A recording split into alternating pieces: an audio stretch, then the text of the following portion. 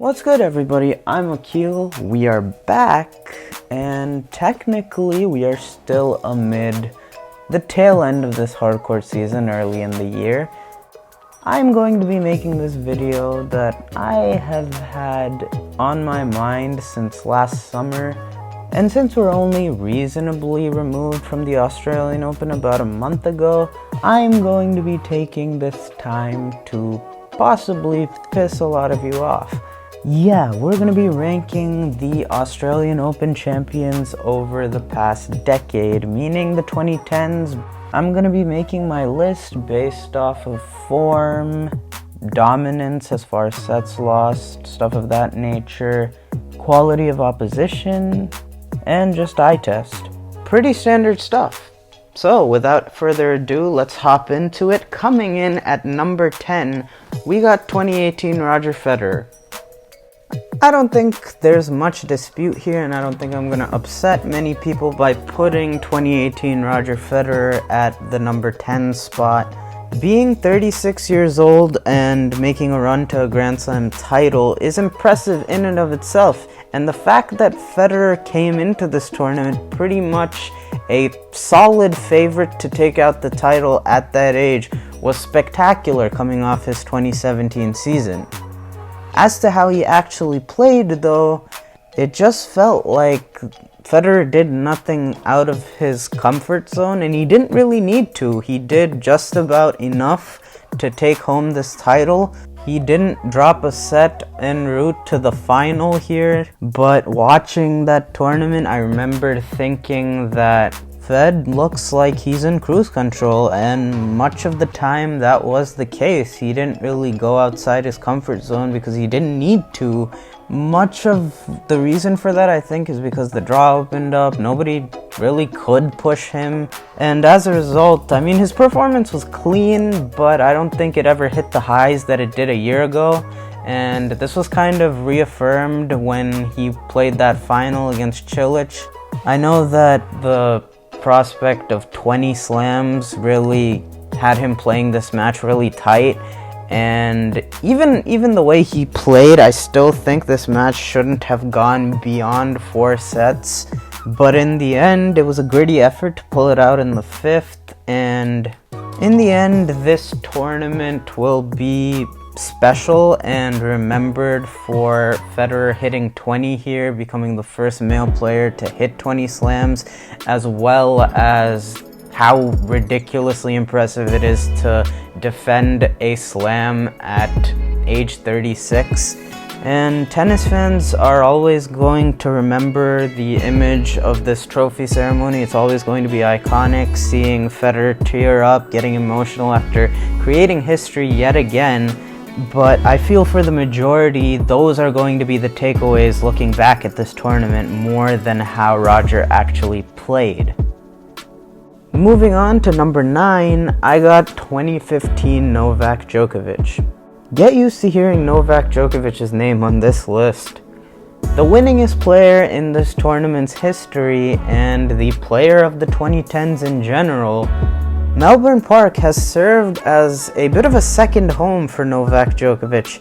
It's where he broke through to win his first major title in 2008, and he's never looked back, going on to rack up 8 more after that. That being said, in what was the winningest season of Djokovic's career in 2015 and a contender for greatest individual tennis season of all time, I believe that Novak Djokovic produced one of the most forgettable Australian Open title runs of his career. In 2015, Djokovic stormed into the semifinals. He looked quite strong. I wouldn't say strong enough to set his form apart from other years, but strong nonetheless. He wasn't really tested, and he arrived to the semifinals having not dropped a set, ready to play the 3rd match of the Australian Open trilogy from 2013 to 2015 between Djokovic and Wawrinka. All I can say is this is one of the strangest, worst quality 5-set matches I have ever seen at this stage in a major. While Djokovic looked like he was sleepwalking through portions of this match, Stan was quite patchy, and when this match finished, it was 6-0 in the fifth to Djokovic, in stark comparison to the epic 12-10 and 9-7 finishes that these two had played the 2 years prior to precede this match, and it was just very underwhelming. His performance certainly improved for the final against Andy Murray, but even then it was a bit of a strange match. They ended up splitting the first two sets that were a bit of a grind fest, and early in the third, Djokovic was looking spent. He would even go down an early break in that third set before regrouping in the nick of time, and a combination of that plus Murray losing focus, and we had another strange finish with a 6-0 fourth set to take out his fifth Australian Open title at that point. In his career, Novak Djokovic has literally been unbeatable at the semis and final stages at the Aussie Open. However, even though that didn't change this year in 2015, I would argue that this was the most unimpressive tandem of those two matches in any title-winning form Djokovic has had down under. So, coming in at number 8, we have 2017 Roger Federer. I know this choice is probably unpopular and I might get some pushback to it, but I don't care. Quite simply, I feel this is where this run belongs. If I was taking into account how meaningful a title was or how much it meant to a legacy, this would without a doubt be number 1 for the 2010s, but I'm not. So where do we begin? 2017 Australian Open has become a tale as old as time, especially as far as Roger Federer is concerned.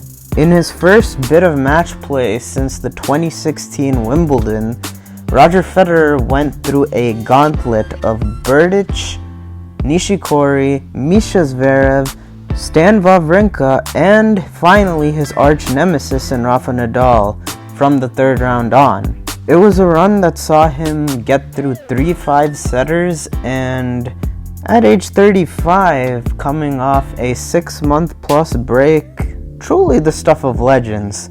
So we've established that this run checks the opposition box with flying colors, so at the same time I can't really knock him for dropping a bunch of sets along the way.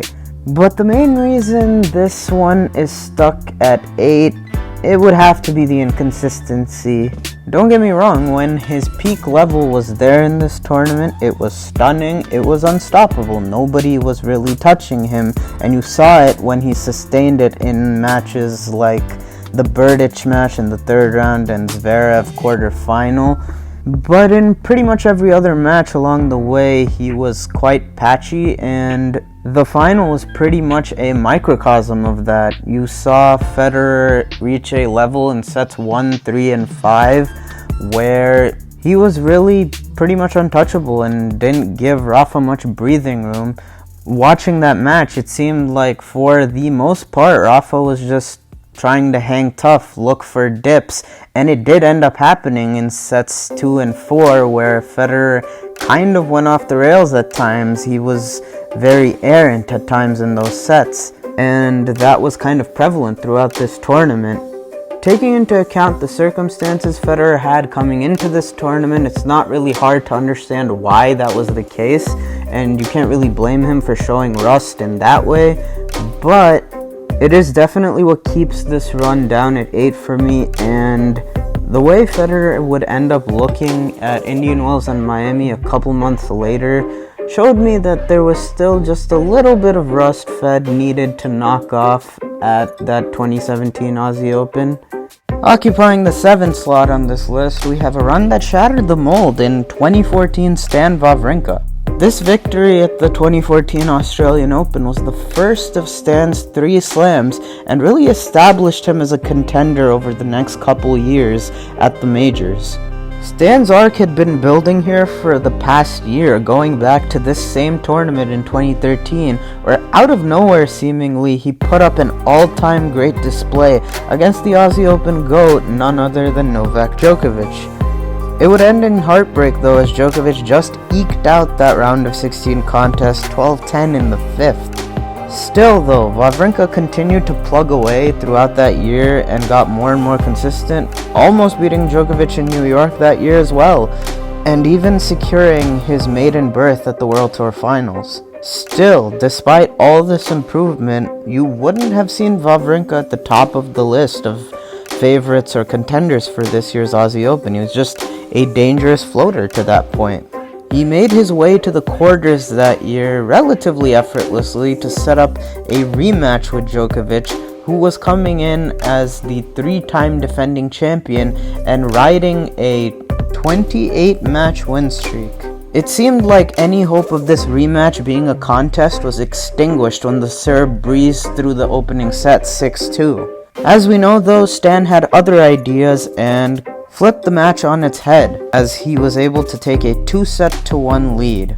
Novak was never going to go quietly, and yet again we found ourselves in a titanic 5th set that had seen Stan recover from an early break deficit, but at 7-8 with Stan returning, the unthinkable happened. From 30-all, Djokovic uncharacteristically sent 2 sitters wide, and all of a sudden Stan was headed into his first major semi-final in emphatic fashion.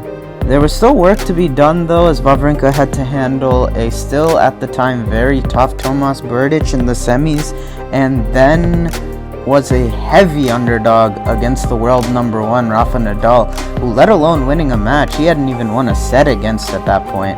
I think we all know the story here. After a set in which Stan was brilliant and was hitting Nadal off the court, Nadal never really had a chance after that, as he sustained a back injury early in the second, and despite Stan's nerves getting in the way, he was able to close in 4 in an iconic victory in many ways, which marked the first time that a major champion had beaten both Nadal and Djokovic en route to a title, which is impressive enough, but it was sort of dampened by Nadal's physical condition in that final. Regardless, I feel that Rafa would have had his work cut out for him that day with the way Stan was playing, but that probably is the reason why I can't place it any higher. I feel like I can say the next run I would have higher if it weren't for Novak Djokovic just being ridiculous down under. But up next at number 6, we got the decade's first Aussie Open champion in 2010, Roger Federer. I feel like this Australian Open run was Roger Federer's best of the decade and was one of the last blazes of prime Roger Federer glory. Some of the tennis he played was reminiscent of what had made him the player of the 2000s and seen him dominate much of that decade. That lethal liquid whip of a forehand was still there. Movement pristine, just so much of what had made him famous and captivated fans around the globe was on display throughout this run, particularly through its latter stages. He struggled a bit in his opening round, but was never really in danger there. He did, however, really look like he was on the ropes in his quarterfinal against Nikolai Davydenko. After years of being denied by the great Swiss through the 2000s, Davydenko seemed to have finally cracked the Federer code, as coming off a win over him to finish at 2009, as well as in the Aussie tune-up in Doha, he found himself up a set and knocking on the door for a second break that would have effectively put Federer in a 2-set-to-love hole. Staring down the barrel at 1-3, 15-40, Federer really just flipped the switch in the nick of time. He got out of that game, which started a mind-boggling run of 13 games in a row that basically sealed the deal and sent Federer into the semis. After that scare, there was no stopping him as he demolished Tsonga in the semis and made light work of Andy Murray in the finals, not dropping a set in either, as he sailed to a 16th major and 4th Aussie Open title. Putting mystique aside, I really think that this run deserves its place over 2017 and is Roger Federer's best run down under in the 2010s. Okay, so at the halfway point, all we have left are Djokovic runs. So at number 5, I'm going to go with 2012 Novak Djokovic. This run ended in some landmark victories, but Coming in, Djokovic off his monster 2011 was a heavy favorite to take out this title, and nothing really changed in regards to how that was viewed through the opening week or so. He cruised into the quarterfinals, and from this point he probably faced his most challenging row from the quarterfinals on in his years winning the title. He began with David Federer, who was playing great and played great that season, and he was able to get through a tough straight setter. But where it really ramped up was the semis. In the semis, he got either the best or second best Australian Open Andy Murray we've ever seen.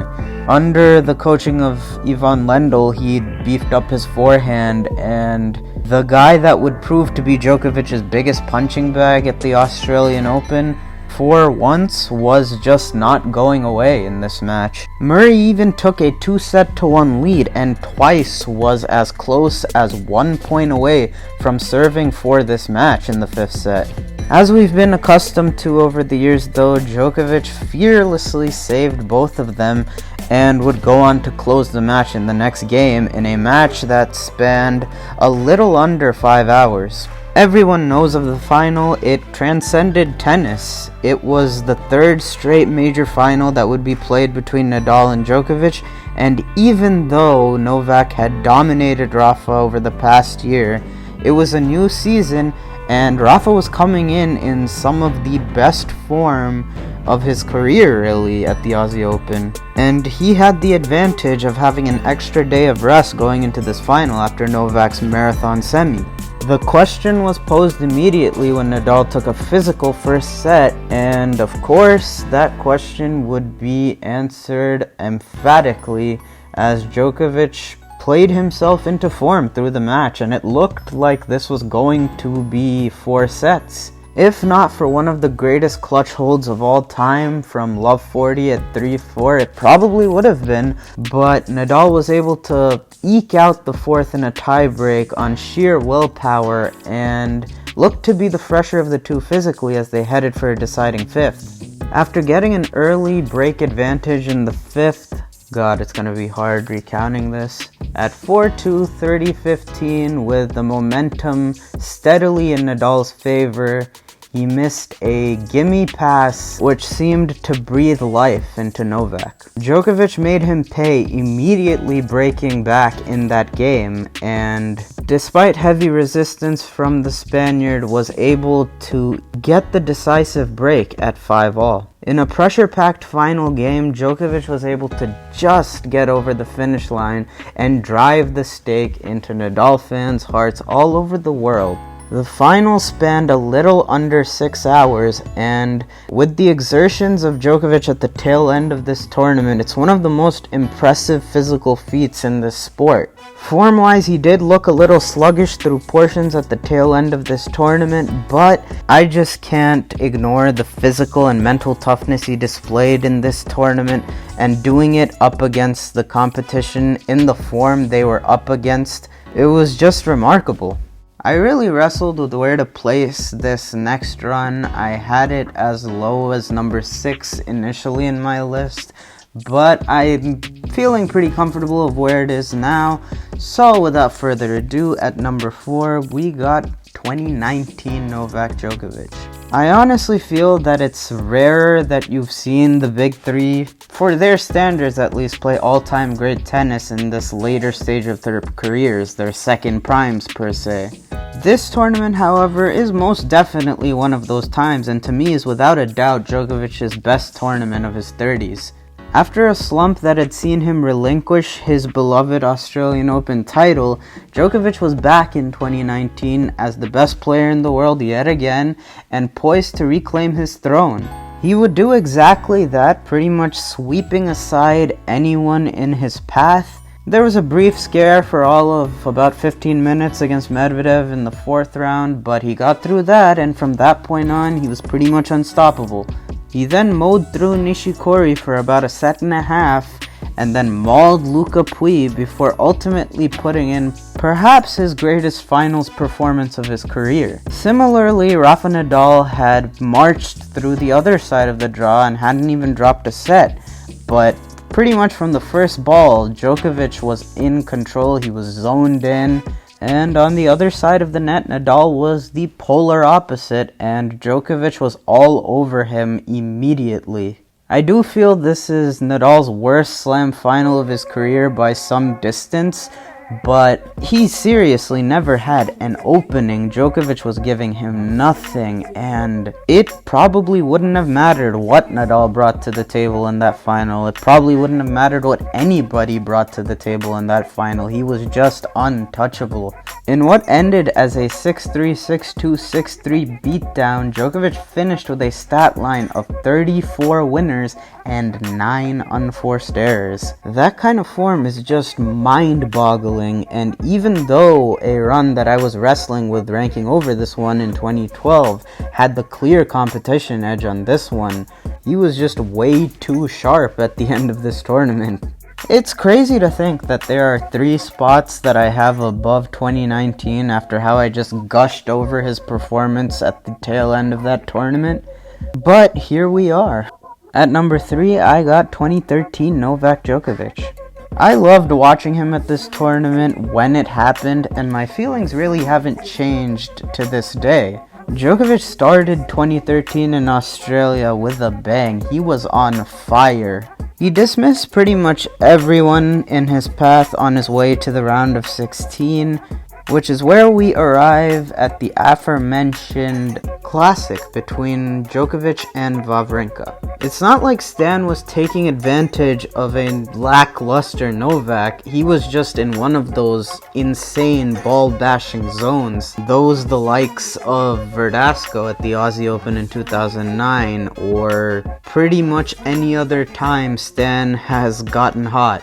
Djokovic needed every bit of the level that he had brought to this tournament if he was going to withstand this barrage. He very nearly went down 2-0 in this match and had to recover from an early 5th set break.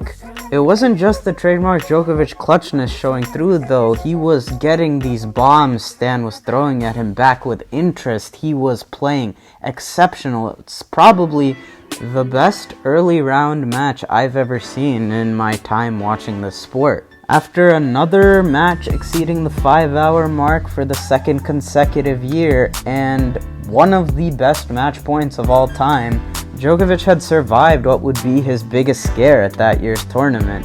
From that point on, he shredded the always tough Berdych in the quarters and then put up an absolute masterclass of a performance against Federer in the semis. When you look at some of the best matches of his career, this one is right up there. This one is right up there with the final in 2019, etc. He was just brilliant and demolished Federer, who would experience the best year of his career that season. But Djokovic just had him on a string and absolutely demolished him.